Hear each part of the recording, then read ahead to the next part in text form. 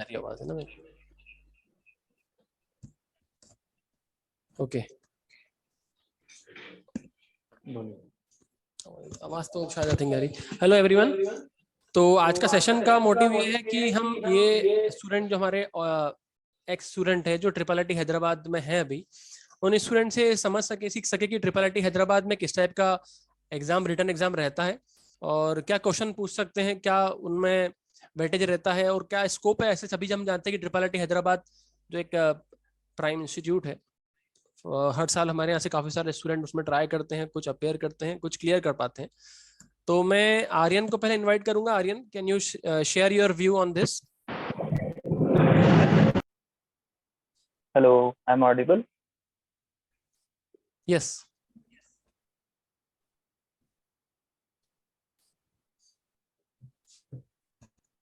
तो सबसे पहले सिलेबस तो सबको पता ही है। के पेपर में तो वो तो 2 सब्जेक्ट्स ऑलरेडी कम हो गए, बट एप्टीट्यूड मेन अच्छे से पढ़ना पड़ता है इसके लिए, क्योंकि जो एग्जाम होता है वो 2 हाफ में होता है। पहला हाफ एप्टीट्यूड का रहता है, second half will be of technical. जो एप्टीट्यूड वाला हाफ अगर क्लियर नहीं हुआ तो सेकंड वाले हाफ में एलिजिबल नहीं होते हैं। तो एप्टीट्यूड और एप्टीट्यूड का लेवल अच्छा रहता है। और हाँ सर, आप कुछ कह रहे हैं?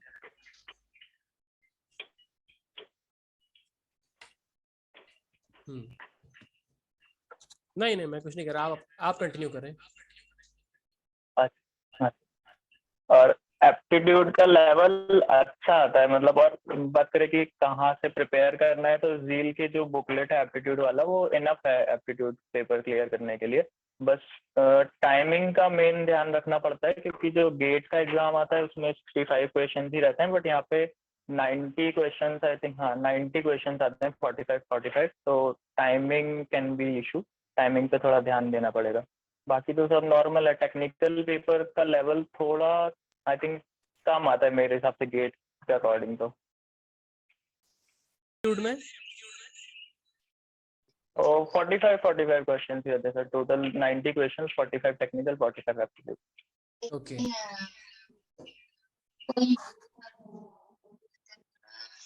तो जैसे अभी आर्यन ने बताया कि एप्टीट्यूड जो रहता है वो लेवल काफी अच्छा रहता है और सेकंड बार जो टेक्निकल रहता है वो एवरेज या बिलो रहता है। एक चीज हमने ये सीख सकते हैं कि जो बुकलेट रहती है, मॉड्यूल रहती है, जो रील से आपको प्रोवाइड किए थे एप्टीट्यूड मैथ्स की, वो सफिशिएंट है आई थिंक। ओके, एनीवन और कौन है? प्रियांशु। प्रियांशु, अच्छा, किसी क्वेश्चन कुछ पूछना हो तो हैंड रेस कर सकते हैं प्लीज। बाकी एल्यूमिनाई जो प्रियांशु, आप बोल सकते हैं कुछ। Yes sir. यार मोस्ट मेरी आवाज वेलकम। आ रही है सर? हेलो सर, मैं ऑडिबल हूँ ना? Yes, you are audible. Yes sir. देखो, जो आर्यन ने बोला वो एग्जैक्टली सही है कि एप्टीट्यूड का लेवल थोड़ा सा हाई आता है, पर मेरे अकॉर्डिंग मतलब जील में जो बसंत सर के लेक्चर्स मैंने देखे थे वो मेरे लिए मोर देन इनफ थे। एंड जो मॉड्यूल्स मैंने सॉल्व करके गया था वो भी, मतलब मैंने और कोई दूसरी एडिशनल बुक्स और वो कुछ रेफर नहीं करी थी। मतलब मैंने सिर्फ मॉड्यूल पूरे सॉल्व किए और नोट्स पढ़ के गया था मैं। That's it sir. बस यही कि टाइम का मेन इशू है कि टाइम थोड़ा सा कम पड़ता है लास्ट में, तो स्टार्टिंग से अगर टाइम मैनेज करके सही रहेगा। और तो बस यही है कि ब्रेथ कवर करना ज़्यादा सही है डेप्थ से, कि जितना ज़्यादा आप सिलेबस कवर कर सको इन 2 महीनों में, मतलब जो गेट के बाद जो 2 महीने रहते हैं, वैसे अब तो इतना टाइम बचा नहीं है पेपर के लिए। तो ये कि आप जितने कंसेप्ट्स कवर कर सको उसको मतलब एक बार पढ़ लेना अच्छे से एंड टाइम से, मैं यही सजेस्ट करूँगा। और एप्टीट्यूड का रहा कि एप्टीट्यूड के जो सर ने नोट्स बनवाए हो, मतलब बसंत सर ने, वो एक बार पढ़ लेना अच्छे से। और कभी कुछ इंपॉर्टेंट क्वेश्चंस मार्क्स के मॉड्यूल सॉल्व करते समय तो एक बार उनको और देख लेना बस। తల్లిదండ్రులు ఉండు కాబట్టి शिवम వాళ్ళ कुमार का एक బద్నాలు అంత क्वेश्चन है। జరిగింది. మీకు నీ తల్లి ఉందా, మీ తల్లి ఉందా, అంటే తల్లిదండ్రులు కలిసి ఉన్నారా మీ? అంటే ఇప్పుడు కాదు కానీ ఒక सर एप्टी के कौन सेक्शन में ज्यादा फोकस करना है? వాళ్ళని చూసి మనం అట్లుంటది అసలు ఆ किसकी thought आवाज है? process मोहन, मोहन आप म्यूट कर सकते एप्टी हैं में मेरे प्लीज? हिसाब से तो एप्टी में मेरे हिसाब से मतलब बेसिक जो एप्टीट्यूड्स आते हैं जैसे logical reasoning sorry sir sorry logical reasoning के भी कुछ मतलब अच्छे क्वेश्चंस आए थे। और जहाँ तक मेरा पॉइंट है इंग्लिश पे थोड़ा सा कम फोकस करना, क्योंकि इसमें क्या नेगेटिव मार्किंग नहीं होती। To be frank negative marking नहीं होती, तो इंग्लिश में जो 2-3 क्वेश्चंस आते हैं उनको ओके आप तुक्का भी मार सकते हो, क्योंकि इंग्लिश ऐसा पार्ट है कि आप कितनी भी प्रैक्टिस कर लो, कितने भी आप अपनी वोकैब अच्छी कर लो, उसके क्वेश्चंस बनना थोड़े से मुश्किल होते हैं। बाकी क्योंकि अगर आप मेजर ध्यान लॉजिकल रीजनिंग और बेसिक जो कंप्यूटर रिलेटेड नहीं मैथ्स रिलेटेड एप्टी आएगी, उस पे फोकस करना। Okay Dishant is here. Dishant, Yes, sir. Hello Dishant, welcome to Gated Zeal live session for this for triple IT Hyderabad. तो दिशांत आप अपने व्यू Yeah, शेयर कर good. सकते हैं ये ट्रिपल आईटी हैदराबाद के रिगार्डिंग कि जो स्टूडेंट है, अभी काफी सारे स्टूडेंट आपको सुन रहे हैं, तो किस तरीके से आप कौन से ईयर में वैसे भी? You are in Sir, first year, MTech first year. You are in first year ना? Yeah. Okay okay okay Dishant, thank you sir. तो सर अगर जी तो फर्स्ट ईयर में क्या अभी क्या क्या सब्जेक्ट्स वगैरह क्या है आपके पास ट्रिपल आईटी हैदराबाद में? सर फर्स्ट सेमेस्टर में हमारे पास DSEPS था, SSD था, AOS था, एडवांस ऑपरेटिंग सिस्टम, ओके और मैथ्स के 2 पार्ट्स थे, लीनियर अलजेब्रा एंड प्रोबेबिलिटी। तो सब्जेक्ट वाइज सर बहुत अच्छा डिस्ट्रीब्यूशन था, मतलब काफ़ी सारे जो बहुत सारा ऐसी चीज़ें थी जो नई सीखने को मिली थी, जैसे एडवांस ऑपरेटिंग सिस्टम के जो मतलब इसके जो प्रोजेक्ट और जो असाइनमेंट थे, वो मतलब अपने आप में बहुत सारी चीज़ें ऐसी हैं जो आपको एक ही असाइनमेंट सिखा देगा। तो काफ़ी सारी अच्छी चीज़ें थी जो सीखने वाली थी। SSD की एक लैब मतलब 3 घंटे की होती थी, लेकिन वो मतलब काफ़ी ज़्यादा उसके अंदर सीखने को मिलता था। ओके अच्छा, एक कृष्णा पमनानी आई थिंक का क्वेश्चन है, इंजीनियरिंग मैथमेटिक्स के क्या रोल है? फॉर का क्या रोल PGEE है एग्जाम कोडिंग? इंजीनियरिंग मैथमेटिक्स का क्या रोल है एंड कोडिंग? सर कोडिंग का एक्चुअली PGEE एग्जाम में ऐसा है कि हमसे 1 साल पहले जो एग्जाम हुआ था उसके अंदर आए थे 2 क्वेश्चन आए थे, और वो बहुत बेसिक क्वेश्चंस थे, मतलब वो क्वेश्चंस तो कोई भी बना देगा। लेकिन हमारे जब हमने एग्जाम दिया था PGEE का, तो उस साल वो क्वेश्चंस नहीं आए थे, उस साल कोई कोडिंग पार्ट नहीं था। तो ये डिपेंड करता है, ईयर टू ईयर वेरी करता है कि कोडिंग क्वेश्चंस आएंगे या नहीं आएंगे। अच्छा, ये पहले से बताया रहता है कि कोडिंग क्वेश्चन आएंगे या नहीं, कहीं पे स्पेसिफाई नहीं रहता है? नहीं सर, एक्चुअली ये पैटर्न डिस्क्लोज नहीं करते, तो ये बताते नहीं है। और कोडिंग के लिए सर सिर्फ मैं इतना बोलना चाहूंगा कि कोडिंग क्वेश्चन तो कोई भी बना लेगा, मतलब कोडिंग तो बहुत इजी क्वेश्चन आता है। अच्छा तो कोडिंग के लिए तो मतलब ओके बच्चों को इतना ज्यादा प्रेशर नहीं लेना और चाहिए। फिर तुमने जो तो फिर अपने तो बोली ना वहां से तोड़ गई की। जो इम्पोर्टेंट चीज है वो ओके ये है कि यहाँ पर जो उनका कंपाइलर जो होता है एक्चुअली वो बहुत ही ज्यादा, मतलब हाँ मैं ये बोलूंगा कि उस पर कोड कंपाइल करना बहुत ज्यादा मुश्किल होता है। तो अगर ओके कब कोई प्रिपरेशन करना चाहता है उस पर्टिकुलर सेक्शन की, तो सिर्फ इतना कर सकते हैं कि जो मतलब ऐसे और भी कंपाइलर्स होते हैं ऑनलाइन जिन पर कोड कंपाइल करना, और ये थोड़ा सा कीबोर्ड भी उनकी कीज जो रहती हैं वो थोड़ी स्टिकी रहती हैं, तो वो सारी अच्छा, चीज़ों की प्रॉब्लम एक बार देख लें। बाकी कोडिंग क्वेश्चन बहुत मतलब बेसिक ही आता है, इतना कोई ज़्यादा एडवांस कोडिंग नहीं आती। काफी ऐसा मिथ है कि ट्रिपल आईटी हैदराबाद के जो रिटर्न रहते हैं उसमें कोडिंग टफ रहता है, तो आपने काफी बताया कि इजी रहता है आई थिंक। जी ओके ओके अच्छा, कुछ क्वेश्चंस हैं जैसे Shivam Kumar, Java language accept करते हैं क्या, है ना? सर एक्चुअली या लैंग्वेज उनको का मुझे ऐसा याद इसका नहीं है आंसर मेरे। दिशांत दिशांत एक हाँ सेकंड, इसका मेरे को पता हाँ है। जी एक्चुअली लैंग्वेज का अभी इनिशियली कोई बैरियर नहीं रहता है, पर mostly suggested languages are C, C plus plus and Python. You can code in these okay both languages. And about Java, शायद जावा एक्सेप्टेड रहती है पेपर में, पर जब आप यहाँ पे आ जाओगे तो वो आपको फोर्स करेंगे, मतलब फोर्स क्या, गाइड करेंगे और सजेस्ट करेंगे कि आप सी प्लस प्लस में जाओ, हाँ क्योंकि जो मोस्टली इंटरव्यूज होते हैं और जो उनके लिए ओए राउंड होता है वो सी प्लस प्लस में ही होता है। तो मतलब ओके सजेस्टेड है कि आप सी प्लस प्लस में शिफ्ट होना चालू कर दो अभी से ही, तो okay it will be good. Okay okay okay अच्छा, एक क्वेश्चन है नीलेश केशवानी का, मल्टीपल सिलेक्ट क्वेश्चन का लेवल कैसा रहेगा और प्रिपेयर कैसे करें? एनीवन? हम जो बात रही मल्टीपल सिलेक्ट क्वेश्चंस की, तो हमारे टाइम एक्चुअली सिर्फ 2 या 3 क्वेश्चंस आए थे जो कि मल्टीपल सिलेक्ट थे। बाकी सारे सिंगल सिलेक्ट वाले क्वेश्चंस थे। और मल्टी सिलेक्ट वाले का क्वेश्चन बेसिकली थ्योरेटिकल ज़्यादा आता है। मींस अगर आपके थ्योरेटिकल कंसेप्ट ज़्यादा अच्छे हैं तो इजीली आपका वो पार्ट निकल जाएगा। पर देखा जाए तो इतना ज़्यादा वेटेज नहीं है उसका, 3 क्वेश्चंस ही आते हैं, तो मेन फोकस सिंगल करेक्ट पे ही रखना। एंड ओके बाकी फिर प्रिपरेशन पर है, मतलब थियोरेटिकल कंसेप्चुअल आता है, मतलब मोस्टली पेपर कंसेप्चुअल आता है। या कंप्यूटर एमएसक्यू के लिए मैं एक चीज ऐड करना चाहूंगा कि जो एमएसक्यू क्वेश्चंस होते हैं, जैसा प्रियांशु ने बताया, वो बिल्कुल मतलब थ्योरेटिकल बेस्ड ही होते हैं। तो ये बिल्कुल मतलब हमारे साथ भी यही हुआ था कि हम बहुत ज्यादा प्रेशर में थे कि एमएसक्यू आएंगे तो वो गेट के लेवल के ही होंगे, जहाँ पर आपको थोड़ा सा कंप्यूटेशन वो इस टाइप का भी करना पड़ेगा। तो ऐसा नहीं था, मतलब जो एमएसक्यू थे वो सारे थ्योरेटिकल थे। जैसा कि अपने जील की कोचिंग के नोट्स में जो एओएस के जो क्वेश्चंस होते हैं थ्योरेटिकल, और जो डीबीएमएस के होते हैं, बिल्कुल उसी टाइप के क्वेश्चंस थे थ्योरेटिकल। तो अगर किसी ने अच्छे से नोट्स की प्रिपरेशन करी है जील के, तो सारे मतलब एमएसक्यू बन जाएंगे अच्छे से। Okay okay. अच्छा, ये एग्जाम के लिए ओम बिरला कोडिंग कैसे प्रिपेयर करें? जो वाका हुआ है वहाँ पे कोटा में। एक क्वेश्चन है, एग्जाम के लिए कोडिंग कैसे प्रिपेयर करें, which topic should we do?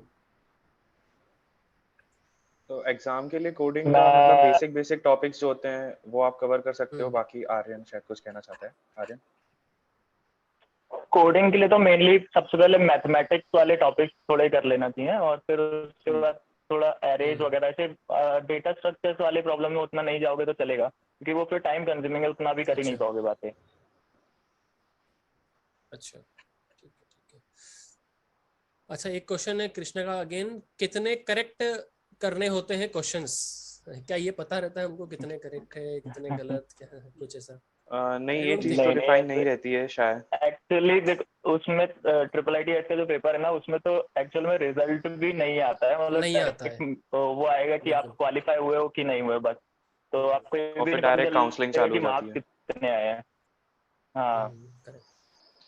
तो ओके। रिजल्ट पे मत अच्छा, जाओ, और राहुल मित्तल। प्रिपरेशन के लिए ऐसा कोई अलग से नहीं है कुछ भी। जो गेट के लिए प्रिपेयर किया था वही सेम इसके लिए प्रिपेयर करो, बस एफटी पे ओके। थोड़ा और ध्यान दे लो अगर गेट में उतना नहीं कर पाए थे तो, अच्छा, क्योंकि एफटी नहीं बना तो फिर टेक्निकल का मौका ही नहीं मिलेगा। करेक्ट। फर्स्ट पार्ट क्लियर होना जरूरी है, तभी ऐसा बताया है कि सेकंड आप जब भी पेयर कर सकते हैं ना। ओके। यस हाँ, सर। मतलब सेकेंड हाफ में एलिजिबल ही नहीं होते हैं, वो विंडो ओपन ही नहीं होती है। Correct correct. Is IndiaBix website is enough for apti practice? Rahul Mittal want to जैसा कि आस्क। मैंने कहा था कि मतलब मोस्टली लोगों ने तो सिर्फ जील के मॉड्यूल और जील के लेक्चर से ही किया था। तो मैं सजेस्ट नहीं करूंगा अभी एंड टाइम पे आप कोई दूसरी वेबसाइट पे जाओ या फिर कोई दूसरी बुक को आप सॉल्व करो।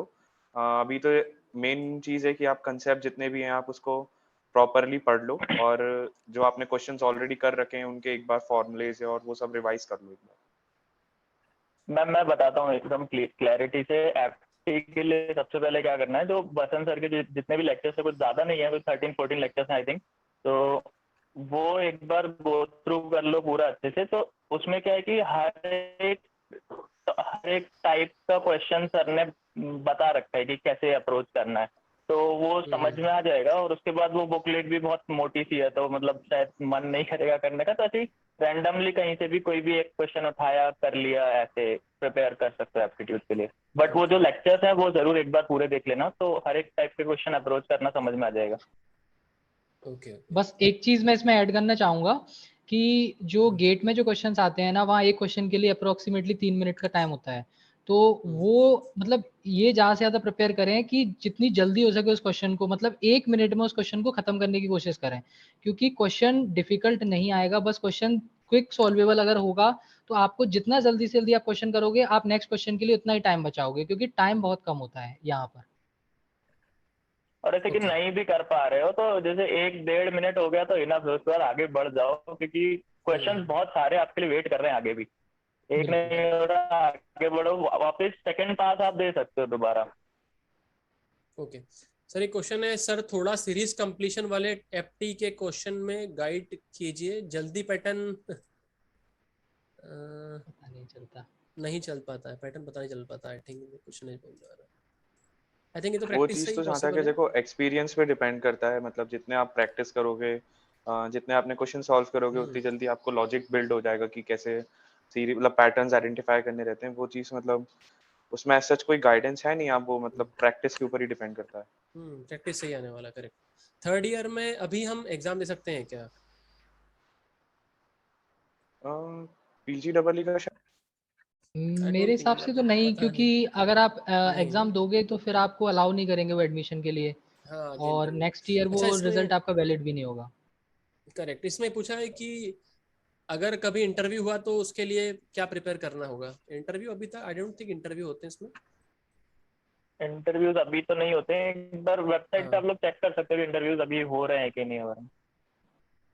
डिपेंड करता है, वो पहली बार पिछले होंगे तब पता 2-3 लगेगा सालों क्या से तो पूछा है। बंद कर रखे हैं, इंटरव्यूज नहीं हो रहे हैं। Okay okay. मॉक दिए थे पीजी डबल ई के लिए, क्वेश्चन मार्क के पूछ रहे, मॉक दिए थे आपने? मॉक टेस्ट मतलब जो होते हैं हाँ, झील के? जो दो नहीं नहीं मैंने दिए थे, जो जील ने ही नहीं दो देते। टेस्ट आई थिंक प्रोवाइड किए थे, जील के वेबसाइट पर ही जो ऐप पर जो 2 टेस्ट थे वो मैंने दिए थे। और बाकी जो कुछ प्रीवियस ईयर क्वेश्चंस जो नेट से अवेलेबल हो गए थे, क्योंकि वैसे तो ये लोग अपने क्वेश्चंस डिस्क्लोज नहीं करते, तो जो कुछ क्वेश्चंस नेट से अवेलेबल थे वो भी थी, उनसे भी प्रिपरेशन की थी। Okay okay. अच्छा, आई होप कि सभी के क्वेश्चंस, और कुछ किसी को कोई डाउट है तो अपन, एवरीथिंग इज क्लियर?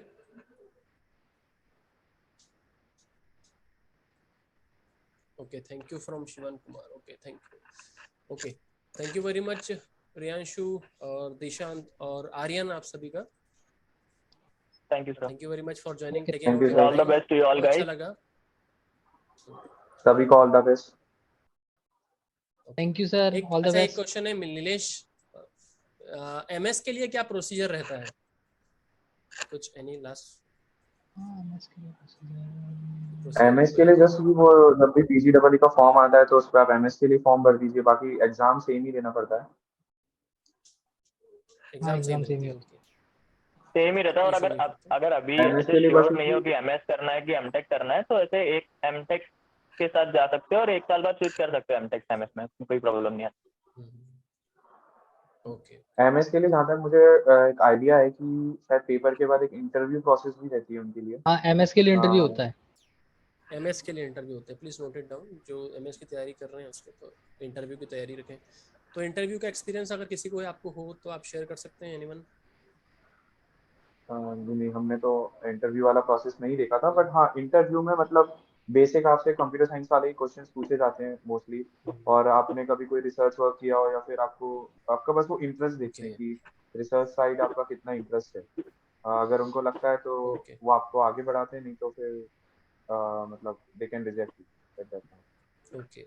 और जैसा जो कुछ फैकल्टीज थी जो पहले इंटरव्यू जब होते थे, तो जो फैकल्टीज इंटरव्यू लिया करती थी, उन्होंने जैसे ये बताया कि उस टाइम पर वो डीसेप्स के अंदर बेसिक मतलब आपके कॉन्सेप्ट चेक करते थे, मतलब कोई ऐसा हार्ड क्वेश्चन वो लोग नहीं पूछते थे तो नहीं कि होता आप कोई एडवांस डेटा स्ट्रक्चर के बारे में बताओ, लेकिन जो डेटा स्ट्रक्चर आपने पढ़े हैं बस उनकी बेसिक नॉलेज आपको होनी चाहिए, बिल्कुल डीप अंडरस्टैंडिंग उनकी होनी चाहिए।